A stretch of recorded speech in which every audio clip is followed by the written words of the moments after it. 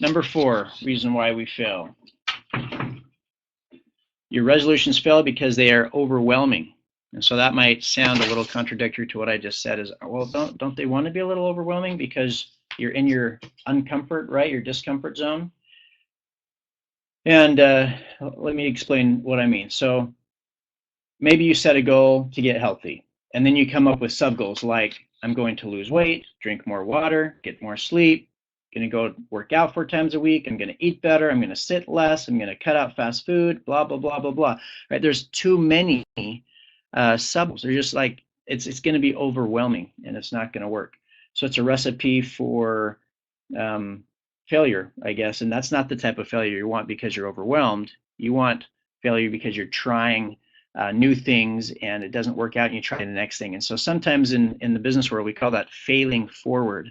If you are taking massive, even imperfect action, but moving forward in your goals, even if you don't quite reach them and you fail at totally reaching them, you've moved forward and you've accomplished and grown.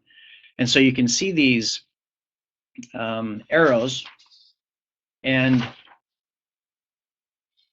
the reason why it has 3 targets and a bunch of arrows is because if we have, say, 10 arrows in our quiver and we have 10 goals or 10 targets, then we're less likely to hit the bullseye because we only get 1 arrow per target. But if we have fewer goals that are more relevant to us, right, fewer targets, say 3, and we have 10 arrows, then our likelihood and accuracy of hitting the target is going to be better than just shooting 1 at each target. So it's understandable how we want to fix up our lives as much as we can, or we're on a high on life and are motivated and making ourselves better with these New Year's resolutions. And although when other obstacles and issues arise and our motivation is gone, that's when our resolutions are also gone. And so part of keeping this energy alive and not getting overwhelmed is narrowing the list and having a final cut for the goals that are truly meaningful in our life. And one of the ways we can do that is by asking a few questions. So there's a book called The One Thing, and it's all about narrowing your focus, which is a big challenge for many of us because there's so many things we want to do. And so we should be asking ourselves a few questions. And one of them is, from all the things I could do, what are the things that I must or should do? And then write those down. And then of those things that you must and should do, you ask yourself, if I could only do one of these things, which would be the clear winner? And that's your priority.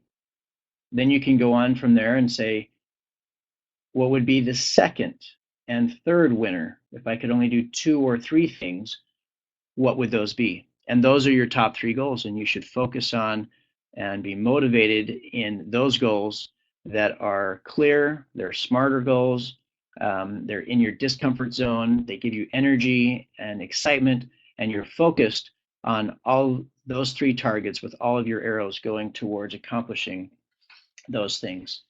I have up here, if you've heard of the 80-20 rule, a lot of times the majority of what we want happens by the minority of what we do, right? So we get 80% of the benefits from 20% of our effort. And so we want to make sure that we're focused on and being smart and getting the most bang for our buck. And so what are the things we can do that's going to give us the 80% return on the lowest amount of effort? And that's going to be prioritizing with the top 3 things. And if you think of Benjamin